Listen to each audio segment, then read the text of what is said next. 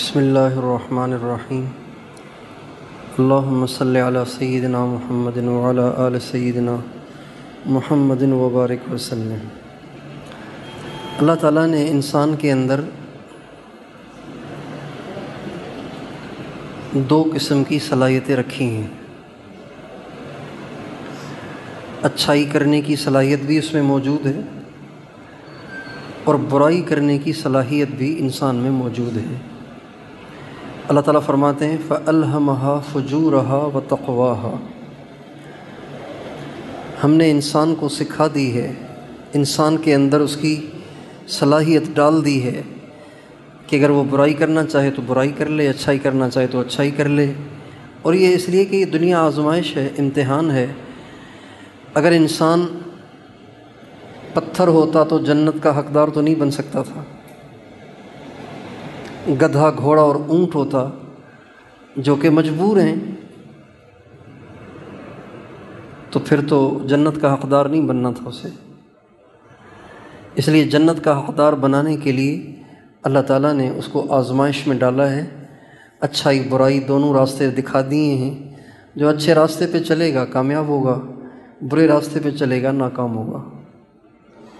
تو اب یہ جو دو صلاحیتیں انسان کے اندر ہیں، اگر انسان کو اچھا ماحول مل جائے تو اس کی جو اچھائی والی صلاحیت ہے وہ اجاگر ہوتی ہے اور انسان اچھا بنتے بنتے بنتے پتہ نہیں کہاں سے کہاں پہنچ جاتا ہے۔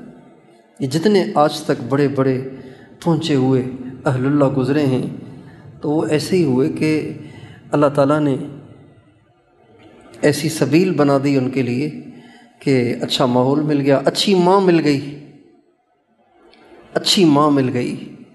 ماں جو ہے نا وہ سب سے پہلی معلمہ ہے، مدرسہ ہے، سب سے پہلی استانی ہے ماں۔ اور ماں کے جو نقش ہیں نا وہ موت تک ساتھ رہتے ہیں۔ اسکولوں کے، مدرسوں کے، یونیورسٹیوں کے یہ سارے نقش اتنے پائیدار نہیں ہوتے جتنے پائیدار ماں کے اپنے بچوں کے دلوں پہ کیے ہوئے نقش ہوتے ہیں۔ بھولتی نہیں ہیں وہ باتیں جو مائیں سکھاتی ہیں۔ ہماری والدہ محترمہ کی عادت تھی کہ جب کبھی وہ دوائی کھلاتی تھی تو یا شافی یا شافی کہتی تھی۔ تو ایسی عادت پڑ گئی کہ اب اس عمر کو پہنچیں لیکن جب دوائی ہاتھ میں لیتے ہیں اور پانی کا گلاس لیتے ہیں تو بے ساختہ وہ بات ذہن میں آ جاتی ہے اور زبان سے نکل جاتی ہے۔ ہمارے ایک دوست ہیں، کہنے لگے اچھے ماحول میں نہیں رہتے ہم لوگ، صحافی ہیں، کہتے ہیں اچھے ماحول میں نہیں رہتے ہم، لیکن نماز پتہ نہیں کیوں ہم سے چھوٹتی نہیں ہے۔ جب اذان سنتے ہیں تو بے قراری ہو جاتی ہے، جیسے خارش شروع ہو جاتی ہے پاؤں میں، چلو نماز پڑھیں، باقی بات کام ہوتے رہیں گے۔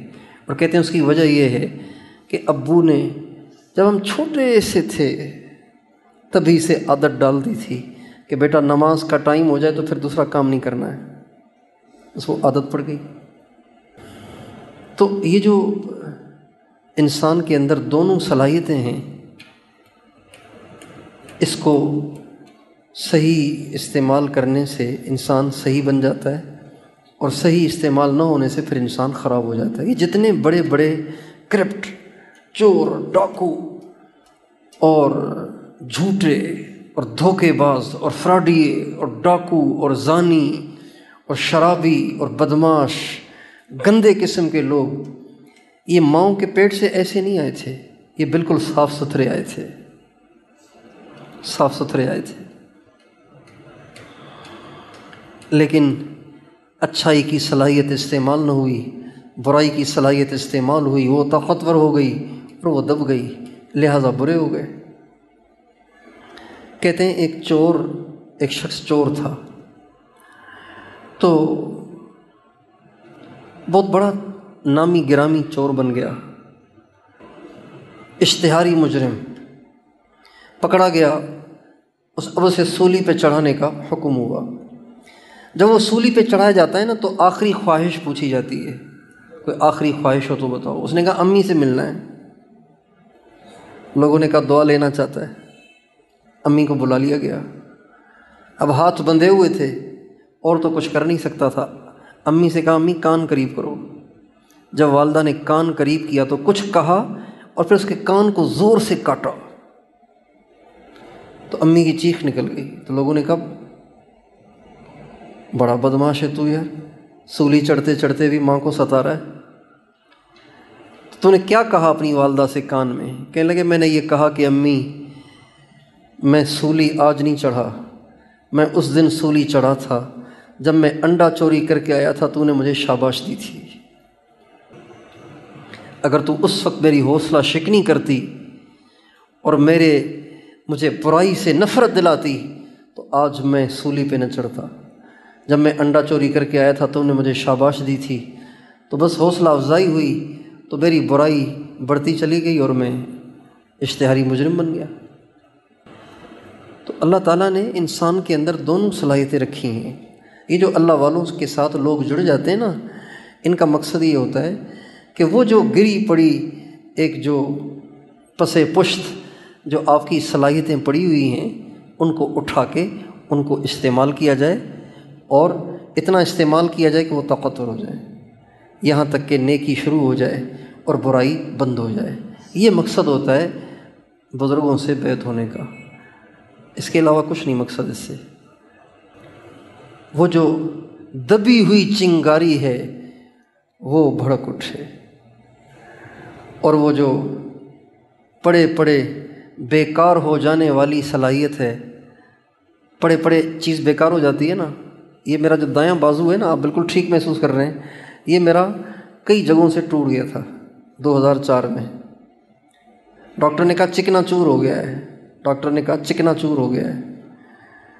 بہرحال پھر پلاسٹر ہوا، 6 مہینے تک اس کو ہلانے کی اجازت نہیں تھی، تو یہ بازو ایسے ہو گیا تھا بالکل جیسے لٹک رہا ہے، مٹھی بھی نہیں بند کر سکتا تھا، مسواک بھی نہیں پکڑ سکتا تھا، پڑے پڑے بیکار ہو گیا۔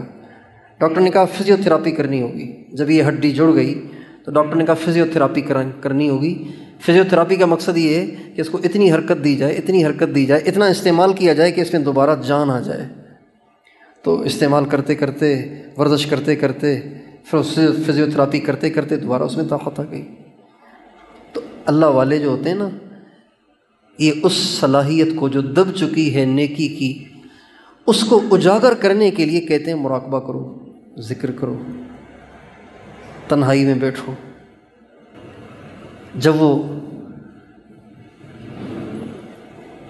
اللہ کا ذکر کرتے کرتے کرتے کرتے کرتے کرتے وہ جو دبی ہوئی طاقت ہے اجاگر ہو جاتی ہے، تو پھر اللہ تعالیٰ انسان کو اپنا ولی بنا دیتے ہیں۔ ولی کسے کہتے ہیں؟ ولی اسے کہتے ہیں جس کی زندگی میں نیکی غالب ہو، وہ ولی ہے۔ ولی اسے نہیں کہتے جو ہوا میں اڑتا ہو، ہوا میں تو جادوگر بھی اڑ جاتا ہے۔ ولی اسے نہیں کہتے جو پانی پہ چلتا ہو، پانی پہ تو جادوگر بھی چل لیتا ہے، بلکہ جادوگر کو تو آپ نے دیکھا نہیں ہوگا، لیکن یوں بھی کہتے ہیں ہوا میں اڑنا کمال ہوتا تو پرندہ سب سے بڑا ولی ہوتا۔ پرندہ اڑتا ہے تو کیا کمال ہو گیا کیا؟ پانی پہ تیرنا اگر کمال ہوتا تو مچھلی سب سے بڑی ولیہ ہوتی۔ تو یہ چیزیں، اور دور کی چیزوں کو بھانپ لینا، اگر یہ ولایت ہے تو کتا سب سے بڑا ولی ہے، کتا بہت دور سے بھانپ لیتا ہے۔ یہ چیزیں کمال کی نشانیاں نہیں ہیں، یہ چیزیں جادوگر بھی حاصل کر سکتے ہیں۔ کمال کی بات یہ ہے کہ انسان کا قدم سنت پہ ایسا جم جائے کہ پھر کسی جھونکے، کسی آندھی اور طوفان سے ڈگمگائے نہیں۔ اس کو کہتے ہیں ولایت۔ یہ ہے سب سے بڑی بزرگی۔ نیکی زندگی میں غالب آ جائے، اور زندگی اور انسان نیکی کے اوپر اور سنت کے اوپر ایسا جم جائے کہ دنیا کی کوئی طاقت اسے سنت سے ہٹا نہ سکے۔ ہمارا ایک بچہ ہے، اس کا نام ہے حماد،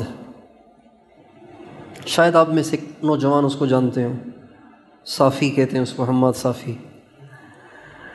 تو اس کی داڑھی نئی نئی نکلنا شروع ہوئی۔ جب نئی نئی داڑھی نکلنا شروع ہوئی تو اس کے جو ٹیچر تھے ان کا بیٹا یہ اچھی نہیں لگ رہی، اس کو صاف کر دو، اور یہ کہہ کے اس کو نائی کے پاس بھی لے کر چلے گئے۔ تو اور ماشاءاللہ اللہ نے اس کو ادب بہت دیا ہے، اتنا با ادب ہے بچہ کچھ نہ پوچھو، اتنا ادب دیا ہے اللہ نے اس کو، بڑا با ادب ہے۔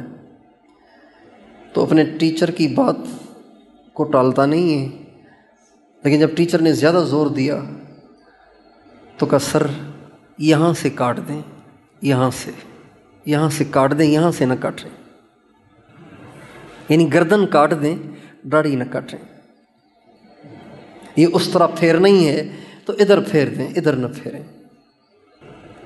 تو سنت پہ ایسا جم جانا کہ دنیا کی کوئی طاقت ہلا نہ سکے، اس کا نام ولایت ہے، اسی کا نام بزرگی ہے، اور یہی بیعت ہونے کا مقصود ہوتا ہے۔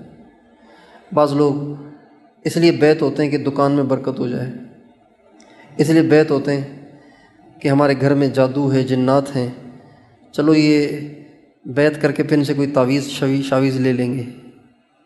یہ کوئی چکر نہیں، یہ کوئی اور لائن ہے۔ اس لائن کا مقصد یہ ہے کہ مجھے اللہ مل جائے۔ کون مل جائے؟ سب بتائیں۔ کوئی تجھ سے کچھ، کوئی کچھ مانگتا ہے، میں تجھ سے تجھی کو خدا مانگتا ہوں۔ میں تجھ سے پراپرٹیاں نہیں مانگ رہا، میں تجھ سے زمینیں اور بنگلے نہیں مانگتا، میں تجھ سے تیرا سوالی ہوں، تو مل جائے مجھے، تو راضی ہو جائے بس۔ یہ مقصد ہے۔ اللہ تعالی ہم سب کو اپنی محبت دے دے، اپنی معرفت دے دے، اور گناہوں سے پاک زندگی عطا فرما دے۔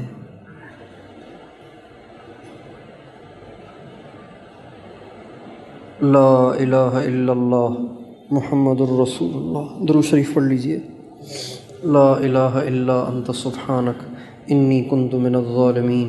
اللہم صلی علی سیدنا محمد وعلی آل سیدنا محمد وبارک وسلم۔ اے اللہ ہم تیرے عاجز مسکین خطا کار بندے اور بندیاں تیرے در پہ حاضر ہیں۔ اے اللہ بھکاری ہیں، فقیر ہیں، تیرے دروازے پہ جمعے کے دن اے اللہ ہم تجھے آواز دیتے ہیں، اے اللہ تیرے در پہ صدا لگاتے ہیں۔